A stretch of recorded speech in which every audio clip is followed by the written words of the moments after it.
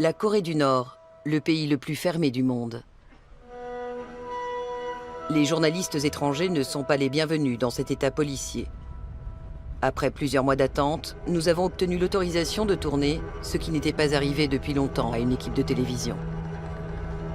Escortés par l'armée, nous nous rendons dans la zone frontalière.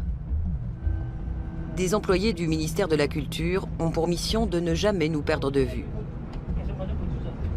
Ils nous interdisent sans cesse de filmer. Officiellement, nous n'avons jamais vu le travail de bénévolat pour l'avancée de la révolution.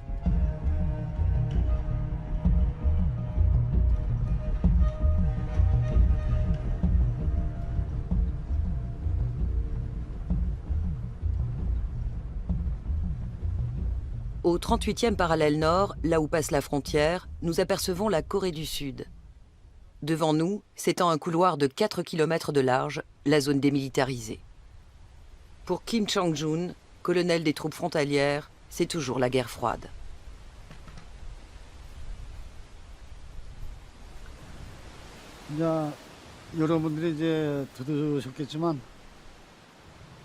Vous n'êtes probablement pas les bienvenus, car les Sud-Coréens répondent avec les tirs que vous venez d'entendre.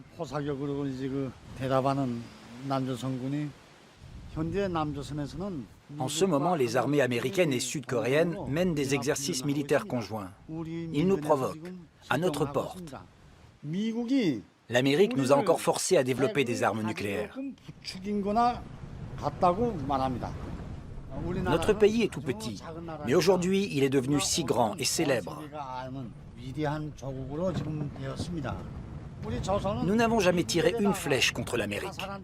Pourquoi ces pays puissants veulent-ils nous engloutir et se conduisent-ils mal? Nous sommes un peuple innocent. Selon des déclarations faites par des témoins à une commission des Nations Unies, environ 120 000 prisonniers triment dans les camps nord-coréens, comme le montrent aussi les images satellites. Toutes ces accusations absurdes. Comment peut-on dire que les gens sont opprimés en Corée du Nord? Les enfants, les jeunes et jusqu'aux personnes âgées, nous sommes tous convaincus de l'idéologie du Juche. Et nous ne pouvons pas vivre sans elle. Elle est imprégnée dans notre chair et notre sang. Le Juche, littéralement autonomie, est la doctrine du régime totalitaire nord-coréen. Il propage l'idée de défendre l'honneur et la souveraineté nationale. C'est l'opium d'un peuple opprimé depuis longtemps.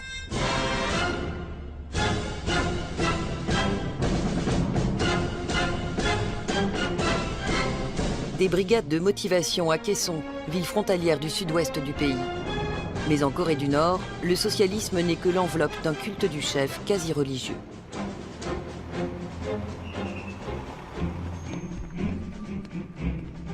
Flanqué de surveillants locaux, notre chef de délégation se doit de rendre hommage au fondateur de l'État, Kim Il-sung. Bien que mort, le président éternel est toujours officiellement à la tête de la République populaire démocratique de Corée. À Kaesong, le père de la nation a fait construire le premier des nombreux palais des enfants. Filmer sa statue de derrière est un sacrilège.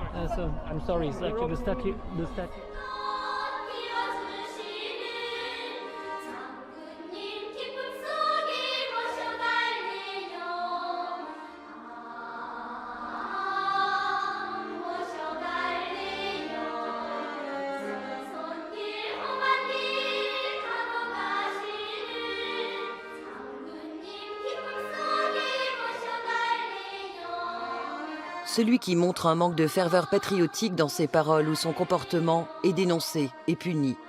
Chaque semaine, les enfants sont obligés de faire leur autocritique et surtout de blâmer leurs camarades de classe.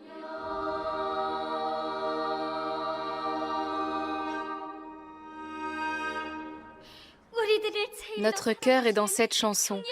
Toujours nous servirons dans la joie notre bien-aimé maréchal Kim Jong-un qui nous aime plus que tout.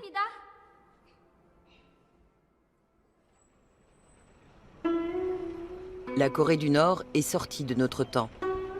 Comme le président éternel a remplacé l'anniversaire du Christ par le sien pour faire débuter le calendrier, 24 millions d'hommes et de femmes vivent en l'an 102. Sur les images satellites prises de nuit, le pays est un trou noir. Tout citoyen nord-coréen qui souhaite quitter son lieu de résidence a besoin d'une autorisation spéciale. Il nous en faut une dès que nous voulons tourner. À chaque fois, nos surveillants doivent présenter des dizaines de papiers tamponnés aux autorités locales. Ils ne quittent pas le porte-document du regard. D'une manière générale, nous sommes épiés en permanence, y compris la nuit. Nous n'avons même pas le droit de quitter l'hôtel pour une balade. En principe, nous ne sommes pas autorisés à filmer les personnes qui marchent sur le bord de la route. À la campagne, la pénurie de carburant paralyse le trafic automobile. Il est également interdit de filmer ces travaux agricoles qui paraissent d'un autre âge. Ou encore les innombrables points de contrôle militaire que nous avons passés pour nous rendre dans le monde figé de la province. Outre les sols appauvris ou érodés et le manque d'engrais mais aussi de pesticides, la mécanisation insuffisante est la cause principale des récoltes médiocres. Même à la coopérative modèle de Sariwon, à 60 km au sud de Pyongyang, on ne trouve que quelques vieux tracteurs de la marque nord-coréenne Cholima.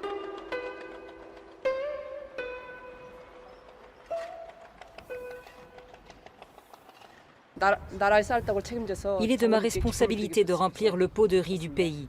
Et ainsi je fais plaisir au général. Nous sommes une unité modèle de mécanisation et nous pouvons faire un rapport au général comme quoi nous récoltons 10 tonnes de riz par hectare, conformément aux instructions. Si elle dit vrai, c'est une exception dans le système économique du pays. En effet, les coopératives pâtissent d'objectifs irréalisables et de fonctionnaires corrompus qui prélèvent une partie des récoltes.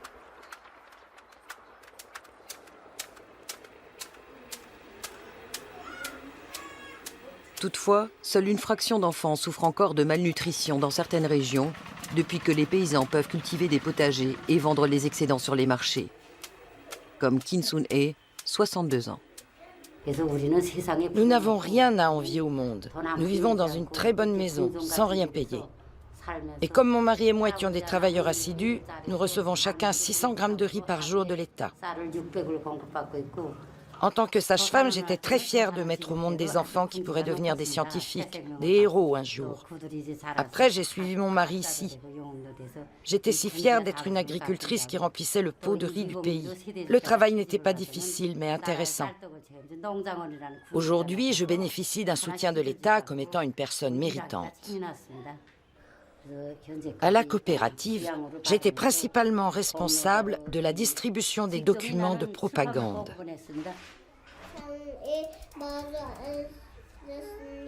Sur la table, il y avait du gâteau de riz gluant, des boulettes de riz cuit à la vapeur, de la pâte sucrée de haricots, des crêpes de riz et même de la viande.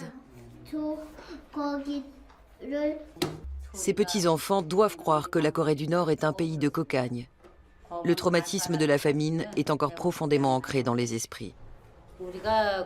Dans les années 90, au moment de la marche de la souffrance, nous avons été affamés par la conspiration des Américains qui nous ont menacés d'un blocus alimentaire. Mais finalement, avec la conviction intérieure que notre général est avec nous dans la lutte, nous avons survécu à cette grande difficulté. Nous avons remporté la victoire. Notre général et tout le peuple sont devenus une famille. Je veux être un ingénieur agronome qui sert le maréchal Kim Jong-un. J'espère que notre maréchal restera en bonne santé longtemps.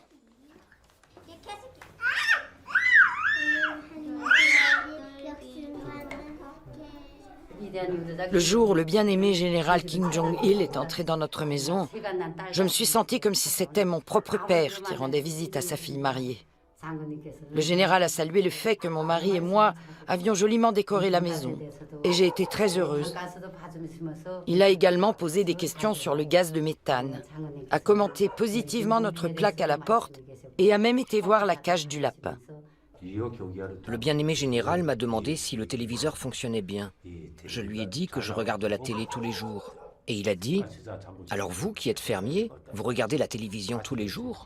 Et il s'est mis à rire de bon cœur.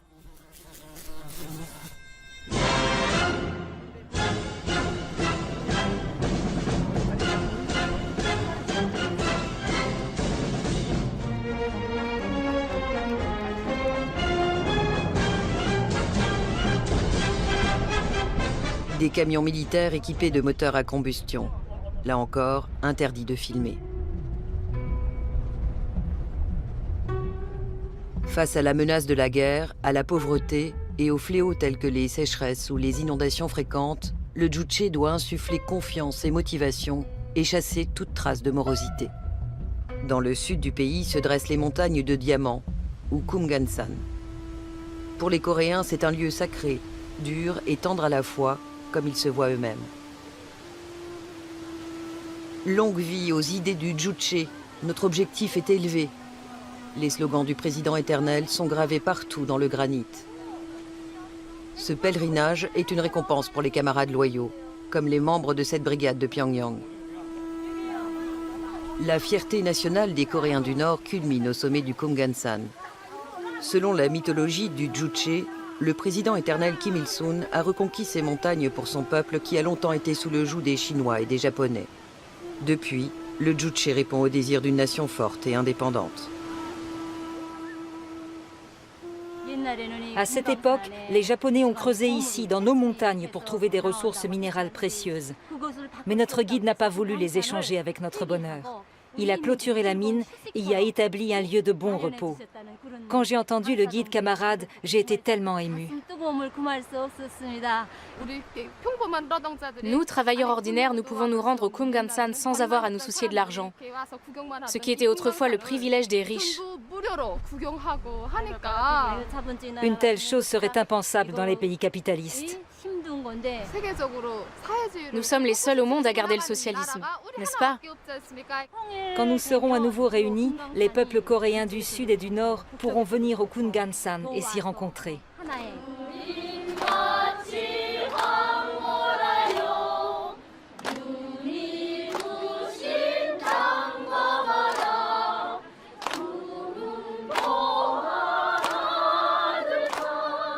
Situé à la frontière intercoréenne, le Kumgansan est un lieu chargé d'émotions. Depuis la politique de détente instaurée en l'an 2000, on y organise par intermittence des rencontres pour les familles séparées par la guerre.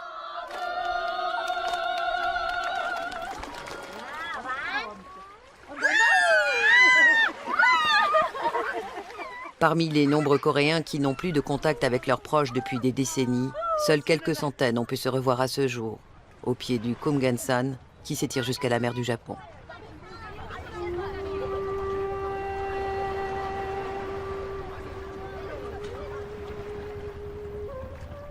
La réunification des deux États paraît cependant éloignée. La Chine veut maintenir le régime nord-coréen comme zone tampon avec la Corée du Sud, alliée des États-Unis. De son côté, la Corée du Sud redoute le coût d'une réunification.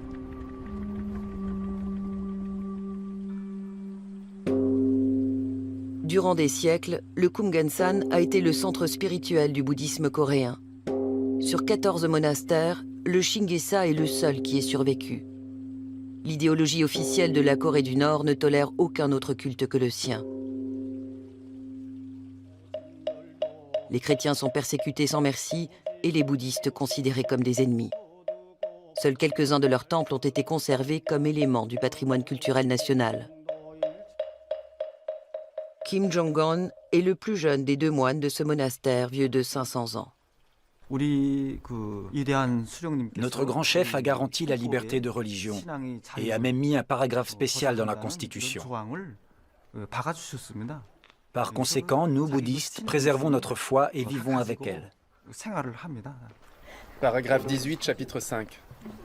Le dernier rapport des Nations Unies fait pourtant état de cas où la seule possession d'une Bible a conduit à la torture, voire à la déportation dans un camp.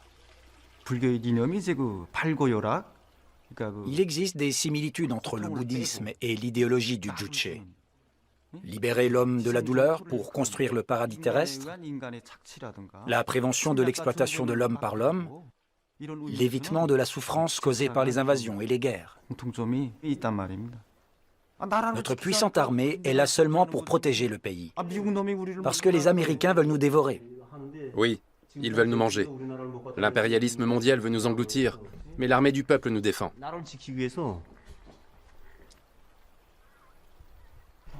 C'est épuisant. J'ai mal aux hanches à force d'être debout. Bien, arrêtons-nous. Sur l'autoroute en direction du nord, nous franchissons de plus en plus de barrages anti-chars. Depuis l'armistice de 1953, la Corée du Nord est toujours officiellement en guerre contre la Corée du Sud. Selon la doctrine du Songun, littéralement l'armée d'abord, l'État doit se soumettre à l'armée. Plus de la moitié de la population adulte est sous les drapeaux. Le service militaire dure 4, 8, voire 10 ans. Un quart du produit national brut est affecté à la défense, un record mondial. Malgré tout, la Corée du Nord possède l'une des armées les plus arriérées de la planète. Une fois encore, nous entrons dans une zone militaire. Un de nos livres est tombé entre les mains du chef de la délégation. Je ne suis pas d'accord avec ce livre. Nous ne faisons que défendre notre pays. Si nous n'avions aucun accès au nucléaire, les États-Unis et leurs alliés n'auraient aucun mal à fomenter une guerre sur la péninsule coréenne. Elle pourrait même finir en 3e guerre mondiale.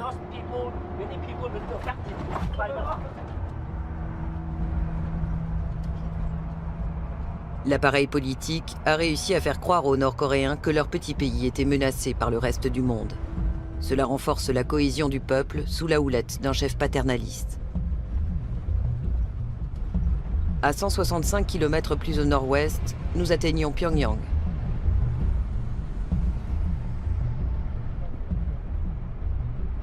Pour le régime, le véritable danger se trouve désormais dans la capitale qui compte 2,6 millions d'habitants.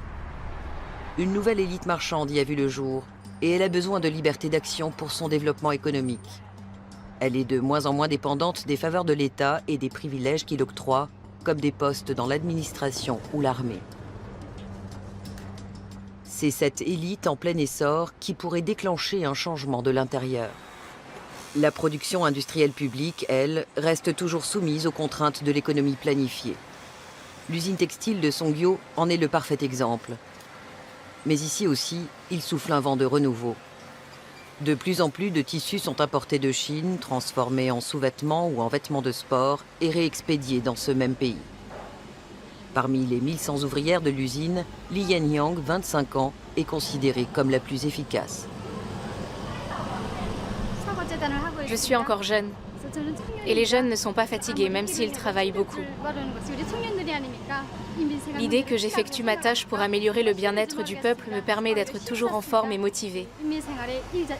J'ai choisi ce travail pour apporter ma contribution à la vie de mes camarades. Le jour où le maréchal viendra visiter notre usine, je veux lui donner le maximum de plaisir et de contentement. C'est mon plus grand souhait. Si le bien-aimé maréchal vient voir notre entreprise et qu'il est satisfait, je vais enfin pouvoir m'occuper de mon mariage.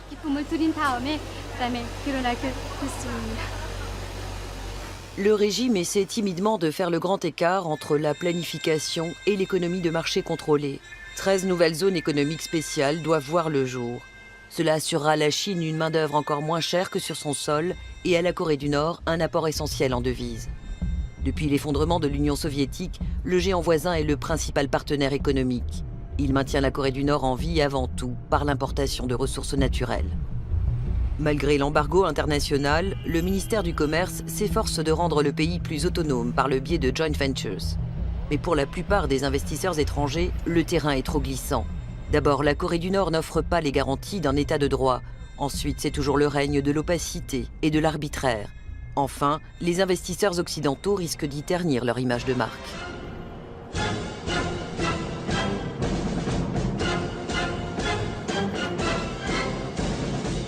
Les stations du métro de Pyongyang s'appellent Honneur, Flambeau, Victoire ou encore Résurrection. Le système de tunnels descend jusqu'à 100 mètres sous terre pour servir de bunker en cas de guerre. Mais même en temps de paix, chaque individu doit se bunkériser pour passer à travers les mailles du réseau d'informateurs. La délation, y compris de ses proches, est un devoir civique. Celui qui s'y dérobe est puni, ainsi que toute sa famille, comme le prescrit la doctrine du Juche. La semence des ennemis de classe doit être éliminée sur 3 générations. Une liste recense 18 actes contre-révolutionnaires. Par exemple, si quelqu'un a endommagé le portrait du grand leader, ne serait-ce qu'en enroulant par mégarde un journal où il était reproduit, il peut se retrouver dans un camp de travail en tant qu'élément subversif. Quand quelqu'un disparaît, on dit qu'il a été envoyé dans les montagnes.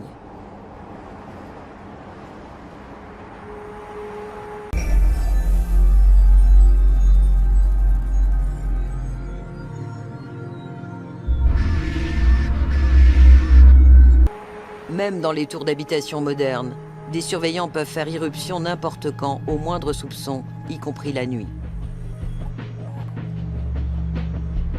Nous sommes invités à admirer la prospérité du pays dans cet appartement modèle. Tebog, ton père travaille dur, à la grande joie de notre bien-aimé maréchal. Toi aussi, travaille bien. Oui, Et puisque tu as été si bon à l'école aujourd'hui, veux-tu que je te prépare du boudin noir, ton plat préféré? oui. En guise de récompense pour son comportement révolutionnaire exemplaire, Joe Hilson a pu emménager dans ce 3 pièces avec la famille de sa fille An Hye-yoon, dont le mari effectue actuellement à la campagne un travail de bénévolat. Le fait que nous ayons le chauffage, le gaz et l'eau courante rend la vie très pratique. C'est une grande joie d'avoir obtenu cet appartement confortable. Et comme ma famille prend bien soin de moi, que je mange toujours des plats délicieux, maintenant les gens me disent que j'ai rajeuni. Un réfrigérateur modèle, une famille modèle, un appartement modèle, mais une alimentation en eau qui laisse à désirer, une petite faille dans la mise en scène du bonheur nord-coréen. Sur les marchés privés, 1 kilo de bœuf coûte 5 à 10% d'un salaire mensuel, comme celui que gagne An Hye-yoon en tant que brodeuse ou son mari en tant que chauffeur. Tu veux une banane? Assieds-toi correctement et mange. Mange gentiment, Tebog, et lave-toi les mains. Autre anomalie dans la mise en scène du bonheur nord-coréen, 1 kilo de banane coûte environ 12 €, soit plus de 5% d'un salaire mensuel. Aidez-le.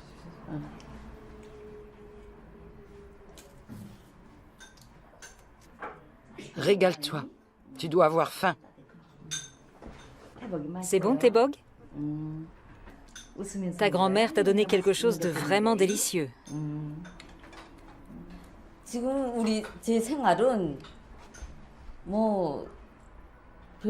Maintenant, nous vivons sans problème. Comme vous pouvez le voir, nous menons une existence très insouciante et vraiment heureuse. Grâce à l'amour de notre maréchal, nous sommes parvenus à la prospérité. Chaque mois, il nous offre des œufs, de la viande et des fruits de mer. Tebog, viens, on va manger. Comme vous pouvez le voir, nous jouissons de la prospérité du socialisme. Parce que ta mère t'a préparé un plat si délicieux, tu dois bien travailler et devenir un homme grand. Mange bien, Tebog. Bois d'abord une gorgée d'eau et bois de la main gauche. As-tu fini tes devoirs, Tebog? Après le repas, tu répéteras aussi les chansons.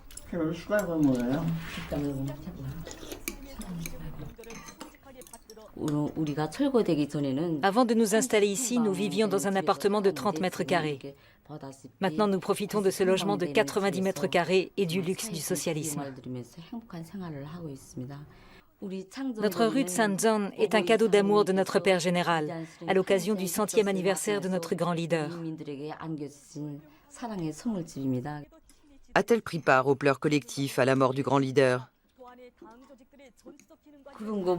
Cette question, me semble-t-il, est très impolie.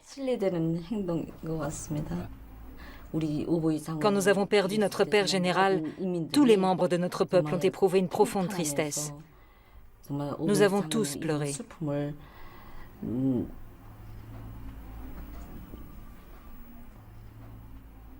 Reportage sur les visites de l'infatigable maréchal. À chaque fois, ces consignes sont gravées sur des plaques commémoratives. Je veux être un soldat de l'armée populaire de notre bien-aimé maréchal Kim Jong-un. Les gens des autres pays peuvent penser que nous sommes pauvres. Mais le maréchal et nous sommes unis en un seul corps. Nous croyons tous que nous gagnerons toujours. Et nous, les personnes âgées aussi.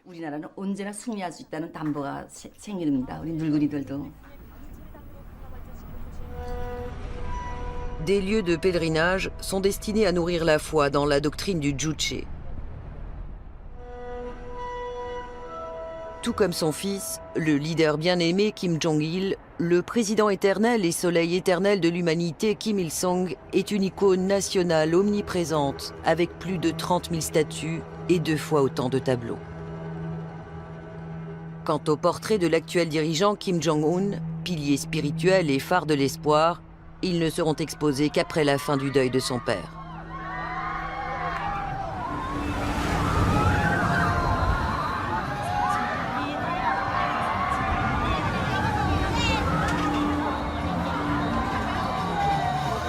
« 40 hectares de divertissement au cœur de la capitale, du pain et des jeux pour un peuple enfermé.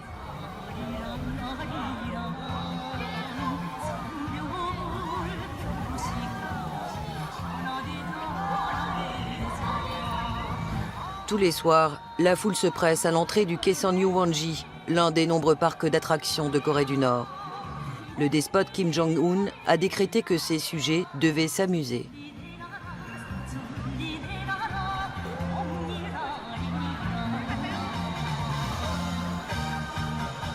Pour Han Yong-seok, c'est un privilège de travailler ici. Notre grand général et notre bien-aimé maréchal nous ont donné ce parc d'attractions, de sorte que les gens puissent se remettre du travail quotidien et soient prêts à offrir une bonne performance le lendemain. Notre peuple, comme nous le voyons, bénéficie d'une vie heureuse. Notre système est donc le meilleur du monde.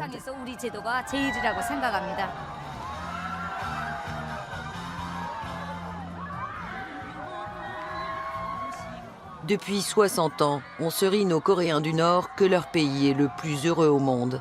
Il est interdit d'en douter.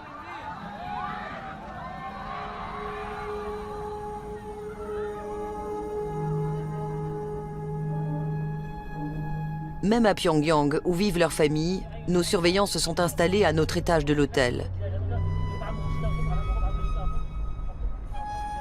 Nous sommes autorisés à filmer ceci. Une image soignée de la capitale, censée représenter le progrès.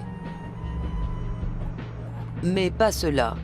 L'intérieur du nouveau temple du luxe, Haedangawa. Pour un pot de crème de beauté française, l'élite urbaine débourse ici environ 140 €.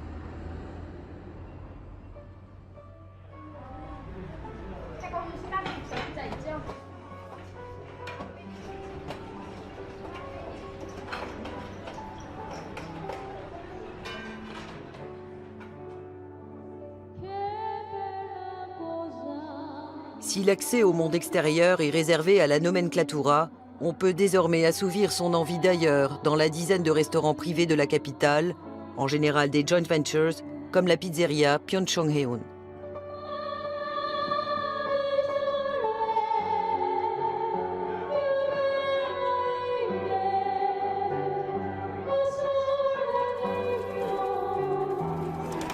Après le travail, les représentants des élites anciennes et nouvelles se retrouvent au Gold Lane. Il s'agit d'un côté de membres de la nomenclatura et de l'autre d'hommes d'affaires qui vivent du commerce avec la Chine, parfois aussi de la contrebande, et constituent une menace de plus en plus sérieuse pour le régime. DVD, CD, radios, livres électroniques et journaux importés par des chemins de traverse mettent à mal le monopole de l'information détenu par l'État. Pour l'heure, ces privilégiés jouent encore avec des jetons et ne peuvent dépenser leurs gains que dans le magasin d'État, tandis que de vieilles boules de l'ennemi américain roulent sur la piste de bowling. Pour renforcer les liens entre le dirigeant et la population, une patinoire tout en verre a été construite. Le jeune dictateur en aurait interdit l'entrée aux patineurs professionnels en déclarant qu'elle était exclusivement destinée au peuple laborieux. Le régime totalitaire de la dynastie Kim est fondé sur le culte de la personnalité depuis 60 ans. Et aujourd'hui encore, l'effet s'en fait ressentir jusque sur les jeunes, comme Park Geum-ji, professeur de patinage. Comme vous pouvez le voir, tout le monde se débrouille presque comme des pros. Après un tour sur une chanson joyeuse, vous pourrez vous rafraîchir et continuer ensuite à vous concentrer sur la tâche de la révolution. Rencontrer notre bien-aimé maréchal, c'était mon plus grand souhait. C'est devenu une réalité sur notre patinoire. J'avais le cœur battant et je me demandais si j'allais arriver à patiner. Je ne peux pas croire que je l'ai vraiment approché. C'était comme un conte de fées. Au moment de la photo souvenir, je me suis accrochée à son bras. Je voulais m'assurer que ce n'était pas un rêve. J'ai même touché ses vêtements.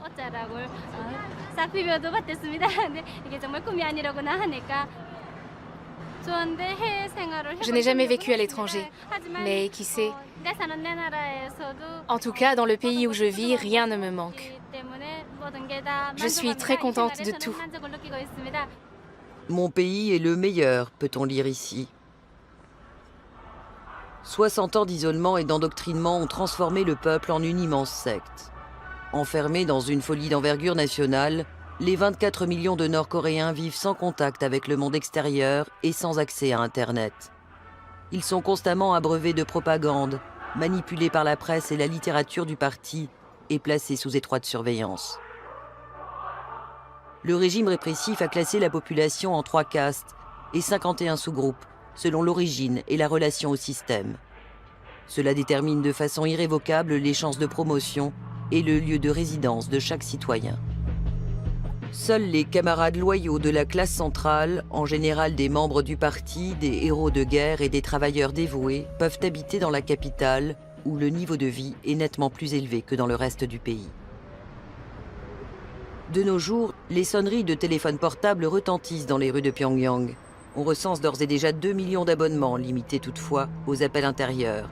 Et des milliers de voitures, de la Mercedes à la marque nationale Paix, klaxonnent dans les embouteillages. Mais un changement culturel paraît encore bien loin. «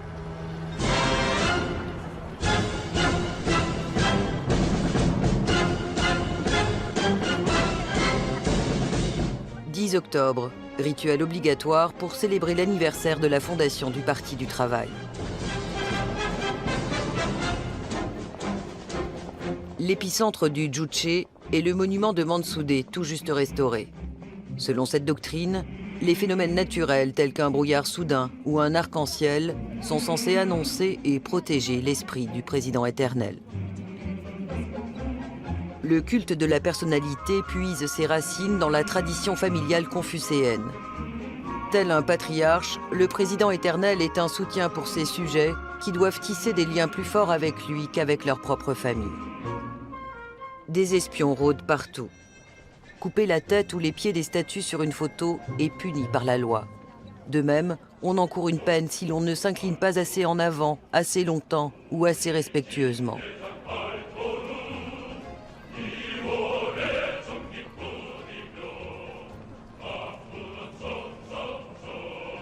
Les Coréens du Nord doivent obéir sans condition au leader illuminé, omniscient et infaillible. Selon la doctrine du Juche, il est le cerveau et le peuple, le corps de la nation. La propreté et le soin de la personne sont considérés comme des devoirs.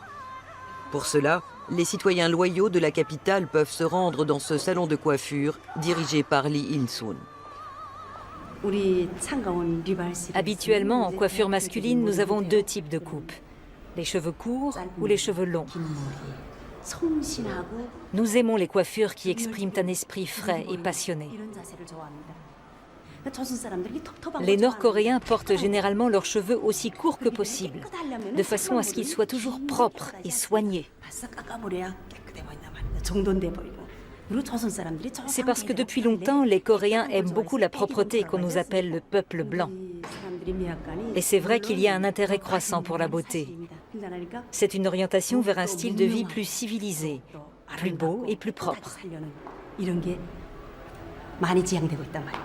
Cela fait 27 ans que Lee Hui-lan travaille ici.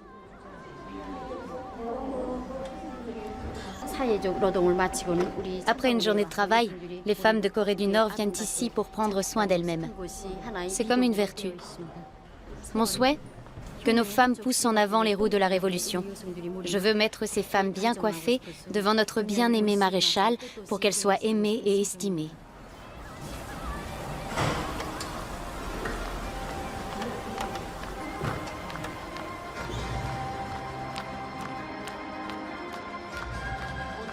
Le delphinarium de Ningya illustre parfaitement la politique du pain et des jeux du maréchal Kim Jong-un. Par un tuyau de 80 km de long, l'eau est acheminée de la mer Jaune au bassin de Dauphin. C'est une récompense du patriarche à ses fidèles sujets. Quant aux dauphins, il les a fait venir de l'étranger en contournant habilement l'embargo. Un pied de nez à la communauté internationale pour la plus grande joie des Coréens. Les 2 spectacles quotidiens affichent toujours complet.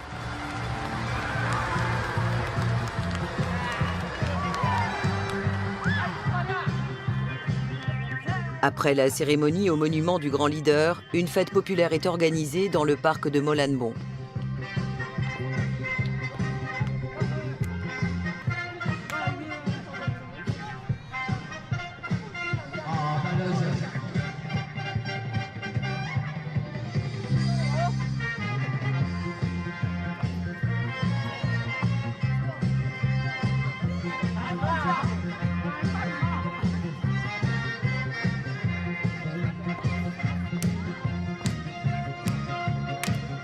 La danse, le chant et les fêtes servent de soupape et de ciment social. À ce titre, le régime les encourage tant qu'ils sont conformes au juche. La musique occidentale moderne est proscrite. Fredonner des chansons sud-coréennes peut conduire tout droit dans un camp de travail. Tous les ans, les Gwon, une famille de diplomates, se retrouvent ici pour un bulgogi, un barbecue. Ces citadins aisés ne s'approvisionnent pas seulement par le système de distribution publique. Ils se procurent aussi leurs produits alimentaires sur les nombreux petits marchés privés. Il se peut que nous n'en soyons pas encore là, mais nous allons bientôt être le meilleur pays du monde. Parce que notre peuple et le maréchal sont unis pour former un seul cœur et une seule âme. S'il leur donne, nous nous sacrifions immédiatement, sans hésitation, pour le progrès de notre pays. Nous avons en nous tant de passion, et elle nous pousse en avant. Dans quelques années, nous serons le premier et le meilleur pays du monde. Au moment de la marche de la souffrance, nous avons grandi sans même avoir mangé de vrais bonbons. Mais à l'avenir, nous sommes sûrs que nous obtiendrons non seulement des bonbons, mais aussi de tout. Le dirigeant de notre pays a même visité les pouponnières et a examiné les lits et les jouets, pièce par pièce. Il n'y a pas de leader comme lui dans le monde, ni dans toute l'histoire de l'humanité. Cela signifie qu'il considère même les petits-enfants comme importants. D'autant plus que nos enfants ont un bel avenir. En tant qu'éducatrice, je sais que nos bébés qui viennent de naître sont déjà les plus heureux du monde. Même si d'autres enfants disent qu'ils sont heureux, ce n'est pas comparable avec nos petits. Revenez dans quelques années. Quand vous reviendrez, vous verrez, dans 2 ou 3 ans.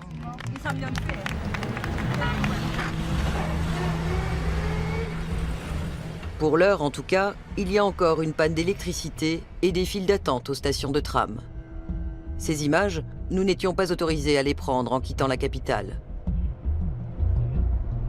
Sur la route du Nord-Ouest, nous sommes également accompagnés par Oh Jin-myung, un employé du ministère de la Culture qui a fait ses études en ex-RDA.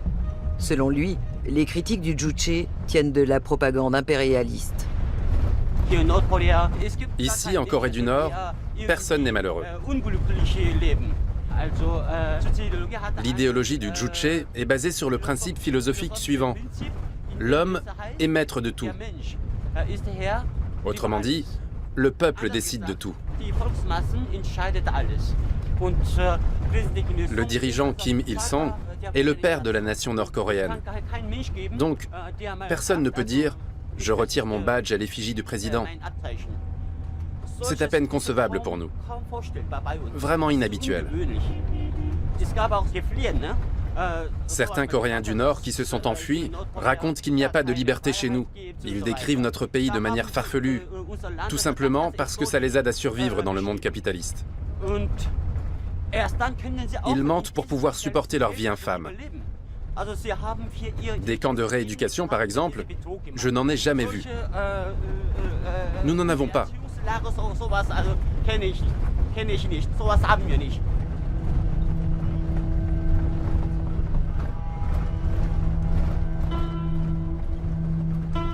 Le tristement célèbre camp numéro 14 pour les prisonniers politiques est à moins de 30 km de nous.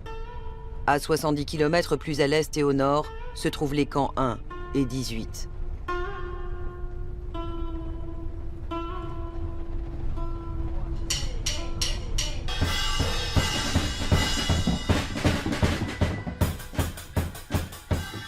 Le dressage et la militarisation du peuple commencent dès le plus jeune âge.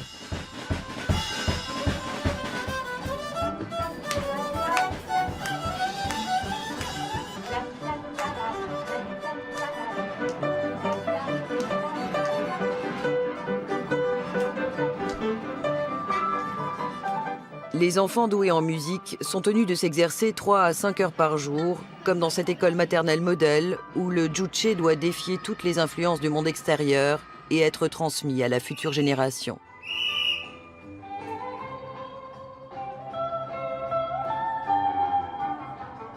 C'est particulièrement important ici à Sinuiju, une zone économique spéciale en pleine expansion située au nord-ouest du pays, à la frontière avec la Chine moderne.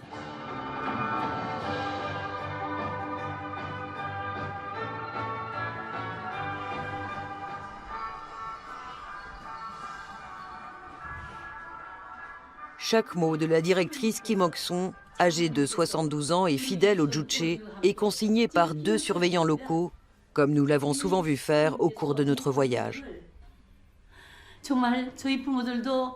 Mes parents ne pouvaient pas prendre soin de moi et sont morts. Mais notre chef, notre général m'a élevé. Même si je n'ai rien fait, le grand général m'a offert une fête d'anniversaire pour mes 60 ans. Mes sincères remerciements pour notre cher grand général. Toujours passionné, je vais promouvoir les talents des enfants et vous offrir une joie, cher grand général. Pendant l'occupation japonaise, la vie était si dure que je ne pouvais même pas aller à l'école. Et mes parents et frères ont été ouvriers agricoles chez les Japonais. Le changement est freiné par les vieilles haines que l'on entretient en particulier chez les plus petits. Mais qui d'autre a essayé de manger notre pays? Les Américains. Ainsi, non seulement les Japonais, mais aussi les Américains ont commencé la guerre pour manger notre pays. Et qu'ont-ils fait de notre beau pays? Ils l'ont divisé en 2.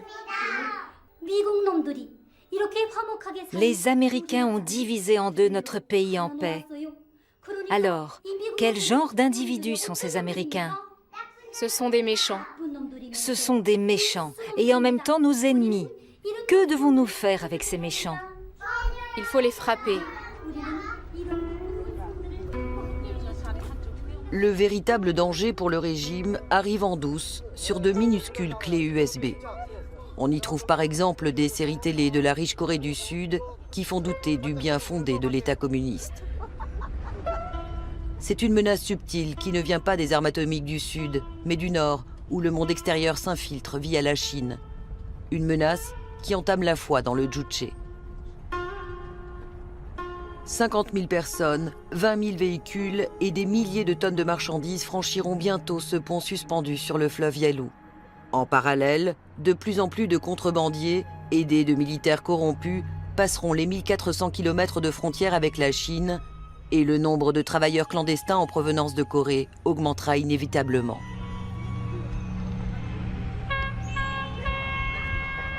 Même une forteresse réputée imprenable comme la Corée du Nord ne pourra pas résister longtemps à l'afflux de biens et surtout d'informations. D'ores et déjà, des trains remplis de marchands, de trafiquants et de touristes circulent quotidiennement entre Sinuiju et Dandong en Chine. Et si jamais s'amorce un jour une lente ouverture, voire un changement profond,